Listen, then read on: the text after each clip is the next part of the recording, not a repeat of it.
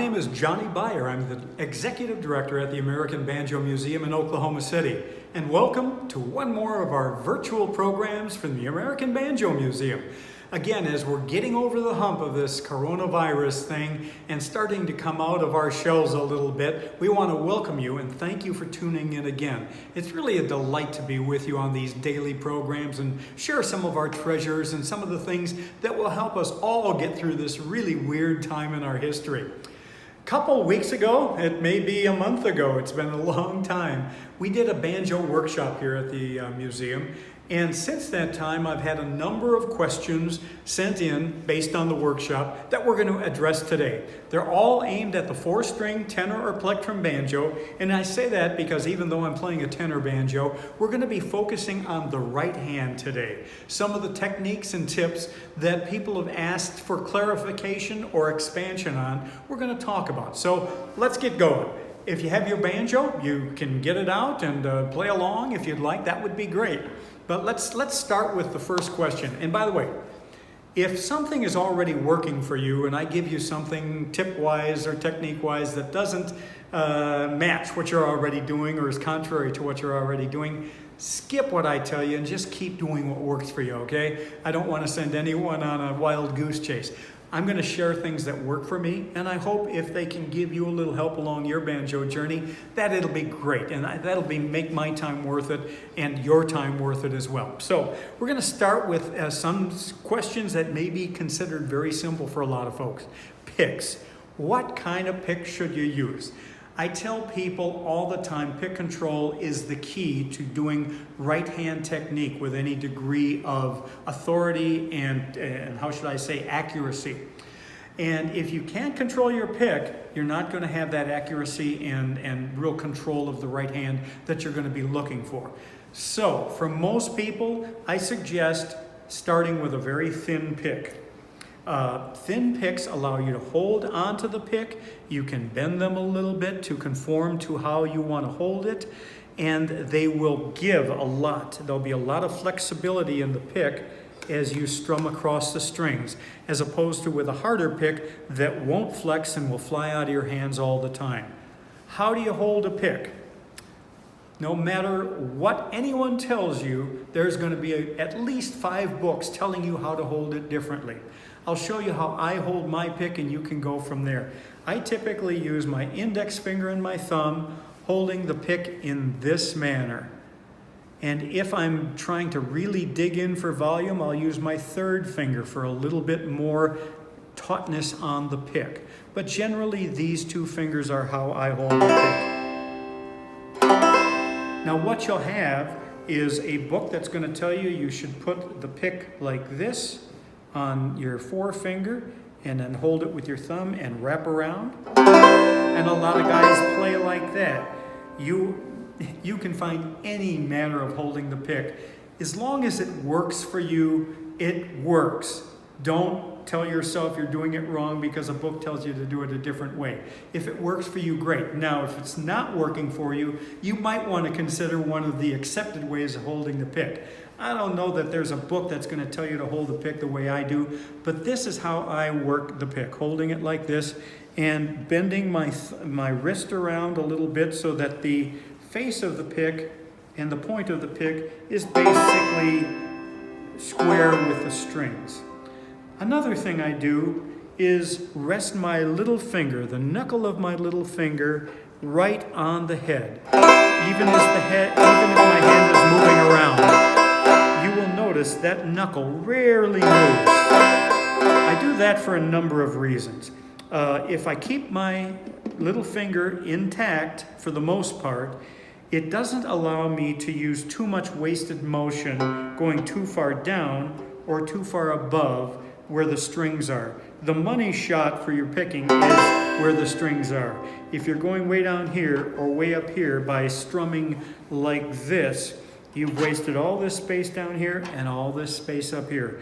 So again, this works for me. It may be very awkward for some folks, especially anchoring the little finger. A lot of players you will find rest their little finger or these 2 fingers on the head and they slide it back and forth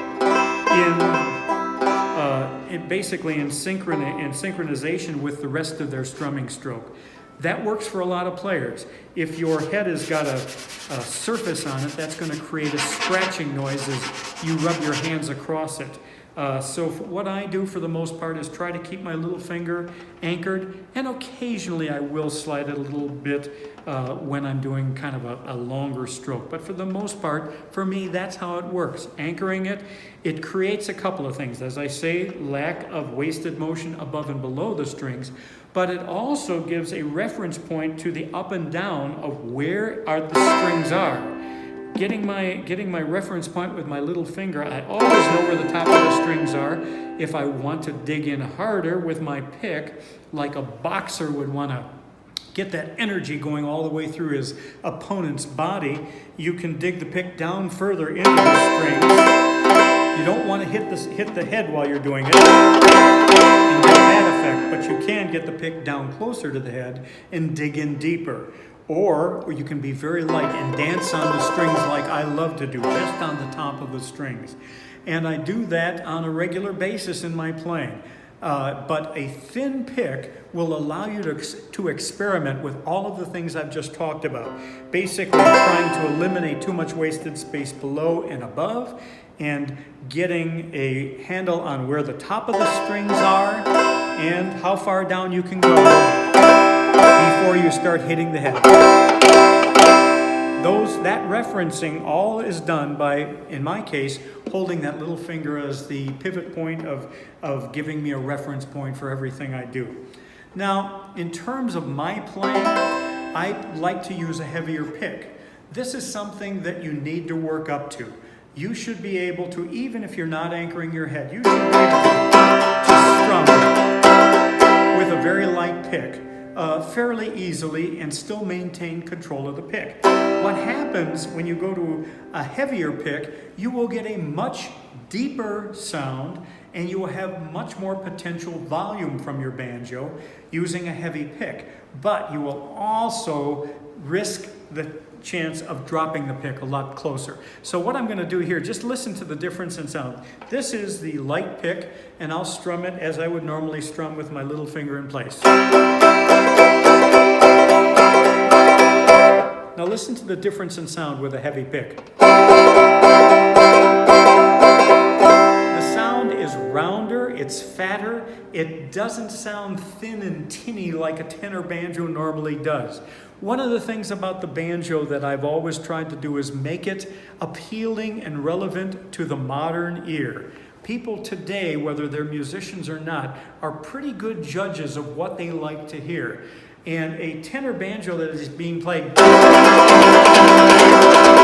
does not appeal to the modern ear. But a tenor banjo that is played with a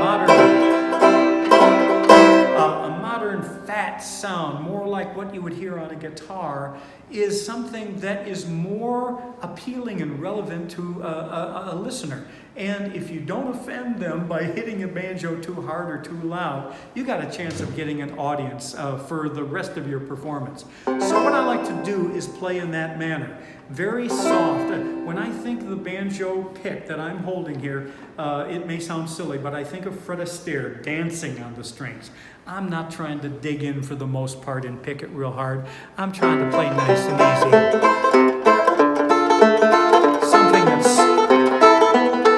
Something that's sweet and modern. And if you can get your banjo to sound like something that the people in their mind already have in their head, meaning modern chords, and that's a whole nother story, but not being played so hard and fast like a lot of us tend to do. Yeah, it's effective to get an audience when you play real fast, but for the most part, you're going to be playing some songs slower, some songs medium, and some songs fast. I like to play real slow songs and play, like I say, with the pick just dancing on the top of the strings, you know,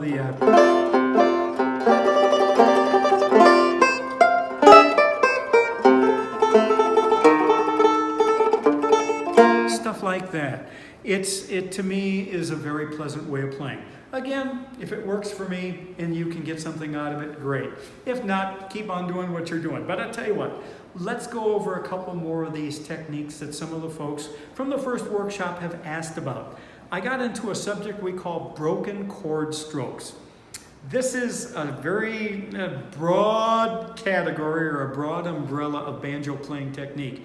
A broken chord stroke is a right hand strum that rather than playing all four strings, somehow you are breaking that stroke up to play, let's say, one string and then the other three.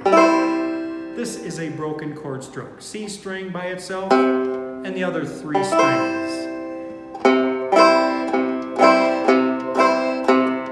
That's a broken chord stroke, very simple version of one.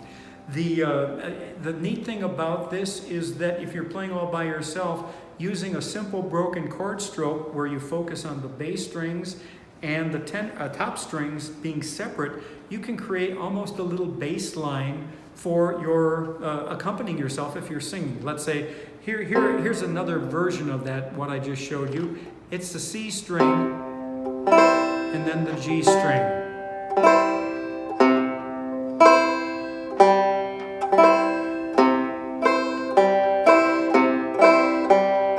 And then you take a G7 chord and do the same stroke.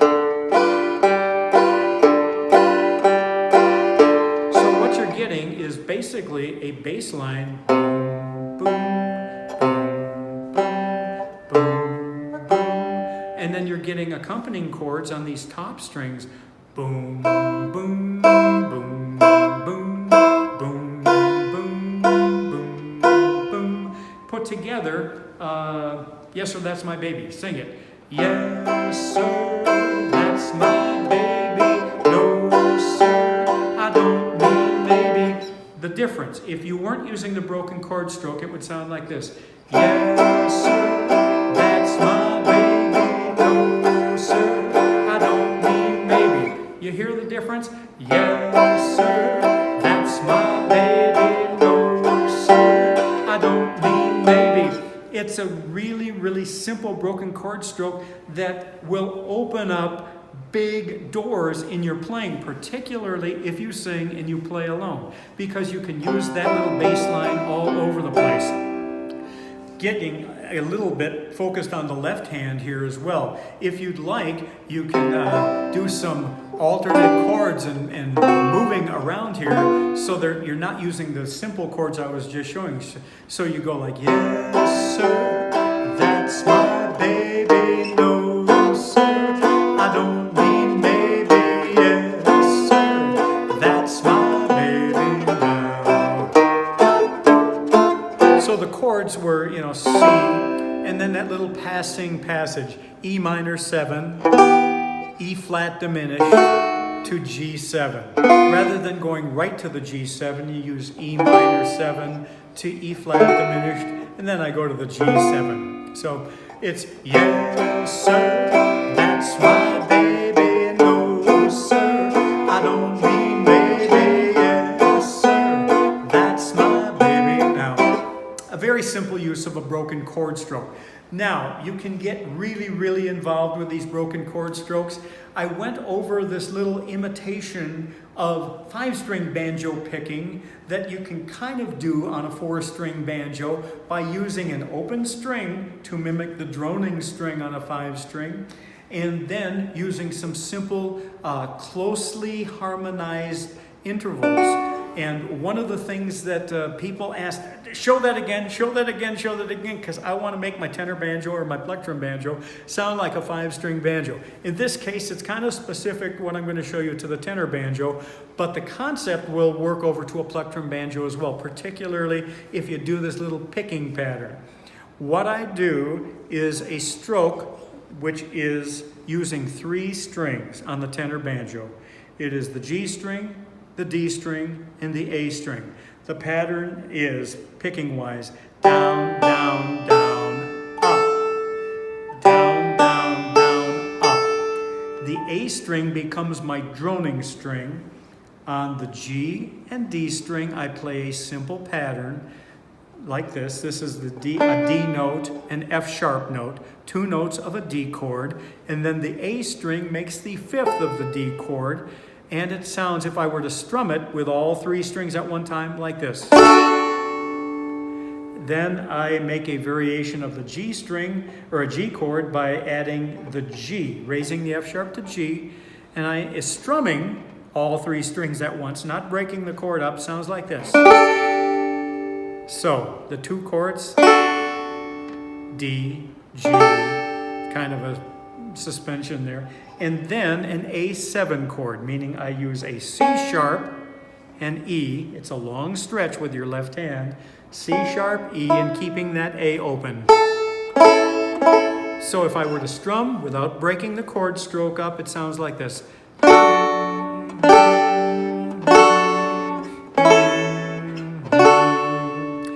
Breaking the chord stroke up.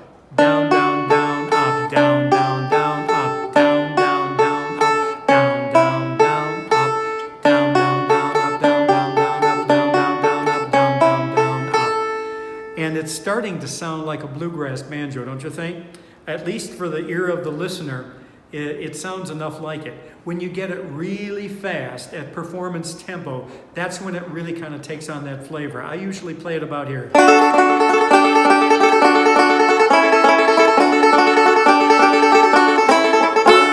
Hearing that A string over and over again as part of that picking pattern. That's really what we call a broken chord stroke to the nth degree. Perry Bechtel did this so much with his playing. He would take, as I say back in my first workshop, if you saw it, a simple melody like I think we used Yes Sir That's My Baby, but I'll use a different one today. Perry played Shortening Bread, Baba, Mama's little baby loves shortening, shortening. Perry would do that with using a broken chord stroke, using that simple two-finger chord up here, the C chord up here and the G7 with these two strings, playing the melody on the bass string. But it's all dependent upon breaking the chord stroke up. I will play it without breaking the chord stroke up. Listen carefully. You will hear the melody somewhere in here and all the chords, but they're not distinctively separate because the chord stroke is not broken up.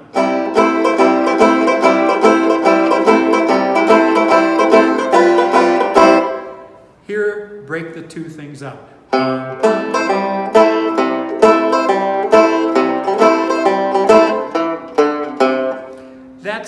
That's the essence of how Perry would play things.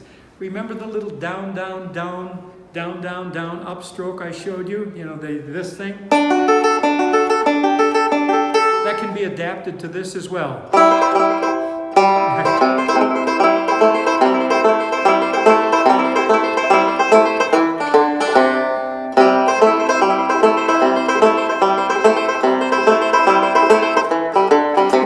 There's any infinite amount of variations you can do on broken chord strokes. That's a couple of examples. Experiment. I play this little thing that it's an exercise I wrote, but it's kind of turning into a song. It has kind of what I call a Baroque flavor. So the title I gave it is If It Ain't Baroque.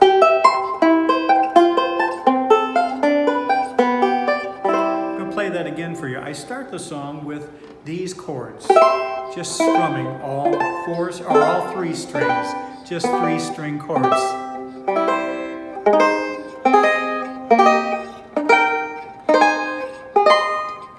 Now do the same thing with the down, down, down. Down, down, down, down.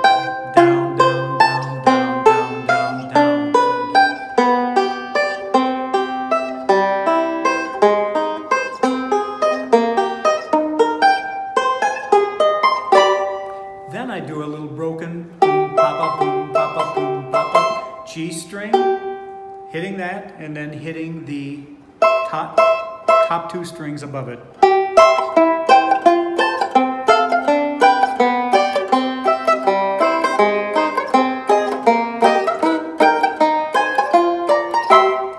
And it can go, you know, add.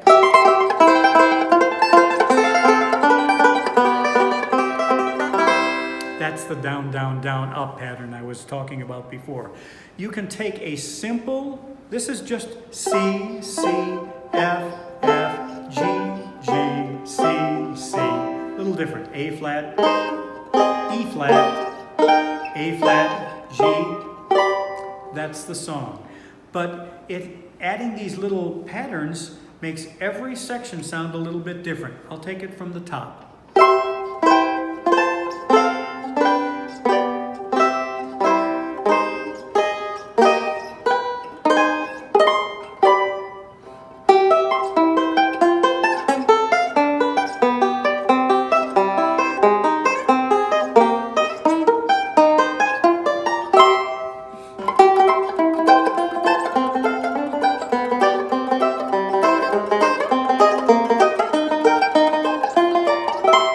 So just all these different little variations of the broken chord stroke are something that you can work into a lot of tunes, and they sound really wonderful. So I hope that is something that you're getting a little benefit out of. One other thing somebody asked about that we didn't touch on the other day is what we call cross-picking. It is where you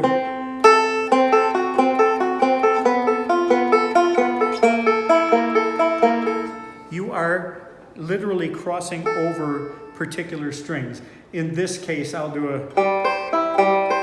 it's a G, A, D, A, G, A. I'm talking about the strings I'm hitting. I'm fingering a C chord here, but let's remember this thing, that D, G, G, A. Let's do a cross-picking thing with that.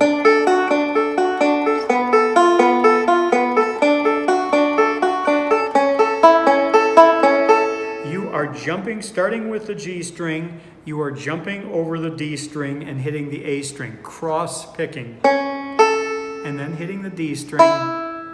So the pattern on string names is G, A, D, A, G, A, D, A, G, A, D, A, G, A, D, A, and the chords with it would be D, A, D, A7. So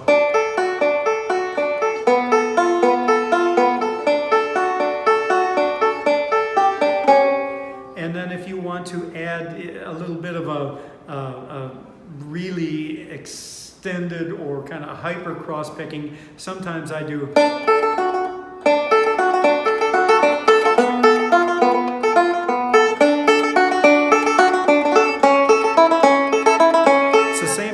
Jumping over but hitting this A string twice to add a little more life to the whole thing. So cross picking is, if you're looking for an example, that's an example of cross picking. Like broken chord strokes, cross picking can be applied to almost any time you are jumping over strings to create a picking pattern. But that's a simple one that most of us can do. And again, it doesn't need to be this open string bluegrassy sounding thing. You can use it anywhere.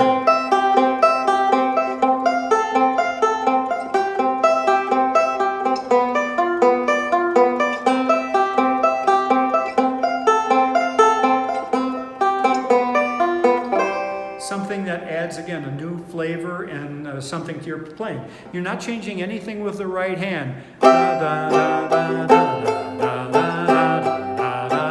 This would be how you'd strum it normally.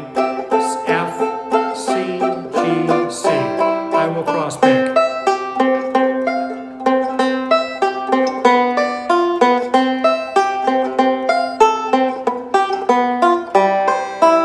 So, and again, it's no set pattern, just, you can vary it in any way you're doing it, but crossing over the strings like that is a simple variation of cross-picking. Another right-hand technique that somebody asked about for more explanation was what we call this duo style. It's trying to make one banjo sound like two banjos. Now, the Bechtel thing of putting the melody on the bottom string and playing chords on the top, that is one version of a duo-style banjo playing. The melody is on the bottom, and the chords are on top. But what I'd like to talk about more a little bit is using full 4-string chord melody type playing like Eddie Peabody would have done. And what Eddie did in terms of when he talked about duo style, it was tremoloing a chord type melody.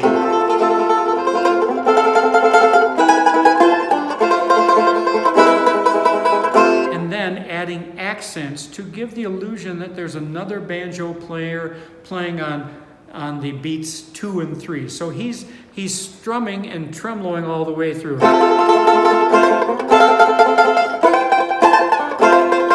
adding the accents, doing the same thing.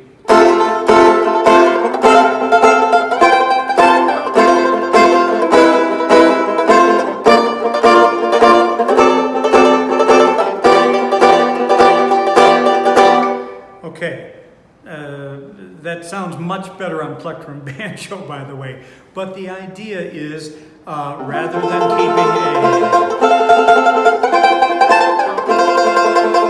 an even tremolo, you're adding those accents.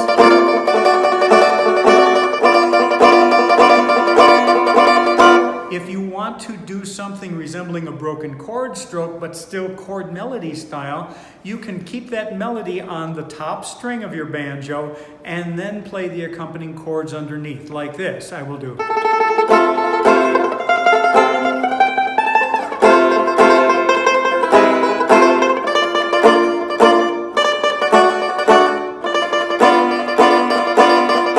That's another variation of that duo style, kind of based on the chord melody stuff of Eddie Peabody. I wish I had a Plectrum Banjo here because, like I say, that stuff sounds so much better on the Plectrum Banjo than it does on tenor.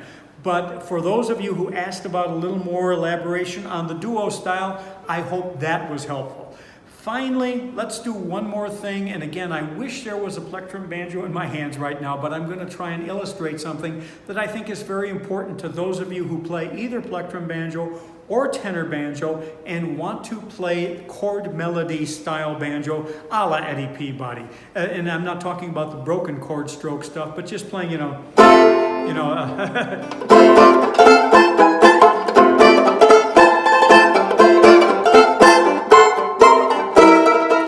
chord melody style playing.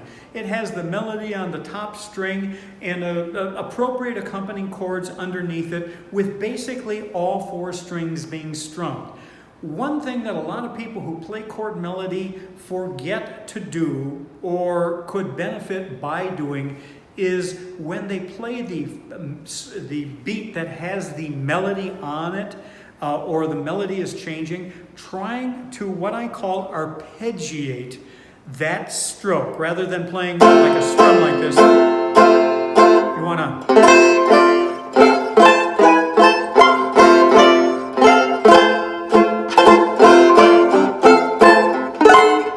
When I say arpeggiate, that means kind of break up each note a little bit. Rather than... Do you hear the difference? This is with the arpeggiating. This is if you just played the stroke. Arpeggiating it breaks up those notes, and on Plectrum Banjo it's particularly effective in playing chord melody by arpeggiating every beat where the melody is being played or changes. So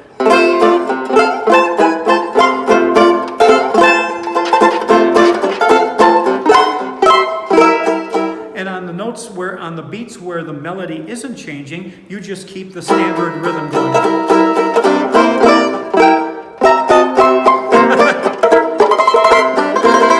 I don't know the melody of Bill Bailey anymore here, but I hope you get the idea.